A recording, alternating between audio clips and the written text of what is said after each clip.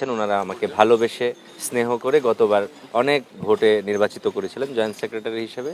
সেখান থেকে আমার কাছে মনে হয়েছিল যে আমি মনে হয় ঠিকঠাক নেই। ওনারা যেই দায়বদ্ধতা থেকে আমাকে ভোট প্রদান করেছিলেন ভালোবেসে, আমি হয়তো সেই দায় আসলে সম্পন্ন করতে পারিনি।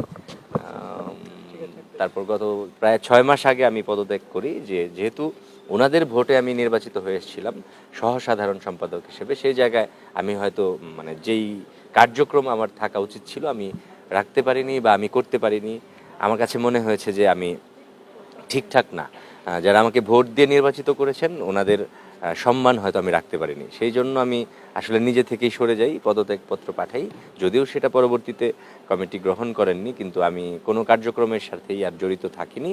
আর আমার কাছে মনে হয়েছে যে 2017 সালে আমি সর্বোচ্চ ভোট পেয়েছিলাম। আমার সম্মানিত ভোটাররা আমাকে সর্বোচ্চ ভোট প্রদান করেছিলেন এবং আমার যারা কলাকুশলী ভাই বন্ধু বান্ধব আছেন, প্রডিউসার, ডিরেক্টর, সবাই মিলে আমার জন্য ভোট চেয়েছিলেন এবং সেই জায়গা থেকে আমার সম্মানিত ভোটাররা আমাকে যোগ্য মনে করে সর্বোচ্চ ভোট দিয়েছিলেন।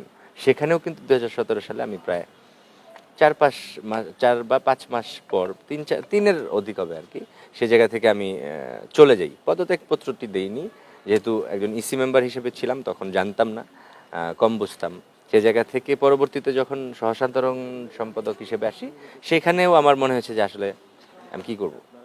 আমি যেই চ্যালেঞ্জ নিয়ে ক্যাবিনেট দাঁড় করালাম বা আমরা সবাই মিলে দাঁড় করালাম, যেই কার্যক্রম আমরা দেখতে চাই, আমাদের প্রথম হচ্ছে যে যে কোনো কিছুর বিনিময়ে বাংলাদেশ চলচ্চিত্র শিল্পী সমিতি শিল্পীদের স্বার্থ রক্ষায় কাজ করবে।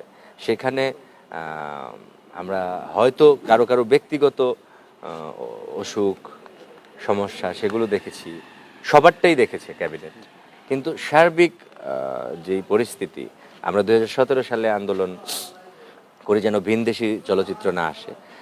পরে দেখলাম যে আমরা নির্বাচিত হয়ে আসার পর এই প্রক্রিয়াটা শুরু হয়, একটা সময় চলে আসে। তখনই আমি মানসিকভাবে এবং শারীরিকভাবে সেখান থেকে ইউটার্ন নিই এবং আমি জানাই যে আমি নাই।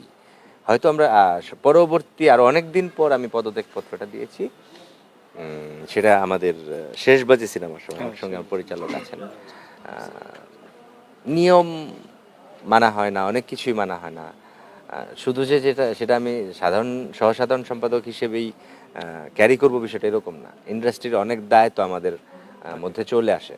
যেহেতু আমি কি বলে এটাকে দায় এড়িয়ে চলতে পারি না, একটা সিদ্ধান্তে তো আমার যেতে হবে। সেই জায়গা থেকে আমি পদত্যাগপত্র পাঠাই এবং সেখানে আমি আমার কারণগুলো লিখে দিই যে আমি এই কারণে পদত্যাগ করছি বা আমি বাংলাদেশ চলচ্চিত্র শিল্পী সমিতির সঙ্গে নাই। এইবার যে নির্বাচন হচ্ছে, এবার কোনো কাদা ছোড়াছড়ি নেই, কেউ কারো বিরুদ্ধে বলছেন না, সবাই মিলেমিশে একটা ভালো লাগা নিয়ে আসলে নির্বাচনে অংশগ্রহণ করতে চাইছেন।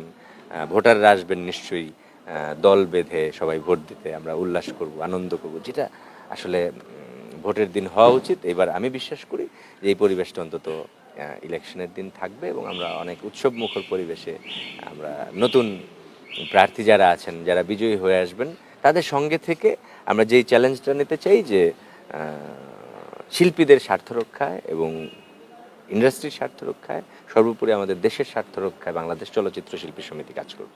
আমি আরেকজন দ্বিতীয় জন নাই, আপনি আরেকজন দ্বিতীয় জন নাই। ধরেন যে মানে এখানে যতজন মানুষ আছি, শরীফ চৌধুরী একজন, মেহেদী হাসান একজন, সাইমন সাদিক একজন, এরকম সবাই একজন একজন। আর যখন একজন একজন হবে, 64 জেলার 64 জন মানুষ হবে, মতের, কথা বলার, চলার ধরন, বাচনভঙ্গি, বডি ল্যাঙ্গুয়েজ ডিফারেন্ট হবেই। সো সেখানে আপনি যেহেতু একটা সংগঠনের সঙ্গে থাকবেন 2 বছর পর পর, নির্বাচনের একটা প্রক্রিয়া এখানে আছে। সো বাংলাদেশ চলচ্চিত্র শিল্পী সমিতি যারা শিল্পী আছেন, সর্বপ্রথম হচ্ছে তারা হাত পায়ে গড়া মানুষ।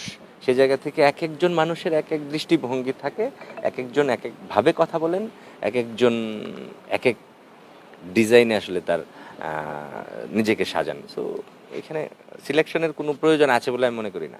তাহলে আমরা ভোট দিব কই? সাংগঠনিক কার্যক্রমে আসলে অভিমান দিয়ে তো সংগঠন চলে না। সংগঠন চলে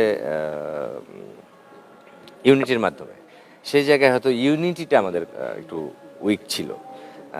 যেই কারণ নিয়ে, যেই লক্ষ্য নিয়ে আমরা প্যানেলটা করেছিলাম, পরবর্তীতে সেদিক থেকেও অনেকেই আসেননি। তারপর সবাইকে এক করা, নির্বাচনী প্রক্রিয়া, কোর্ট কাচারি সব কিছু মিলে আসলে ওই সময়টাও সুশৃঙ্খল ছিল না।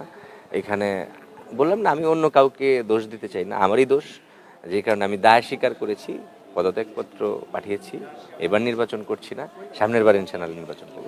নির্বাচনের সৌন্দর্য নিয়ে কথা বলি, এবার পরিবেশ সুন্দর, আবহাওয়া ঠান্ডা, বৃষ্টি হচ্ছে, ভোটাররা প্রচুর উৎসব মুখর পরিবেশে ভোট দিতে আসবেন, আমরা কেন কাদা ছোড়াছুড়ি করব।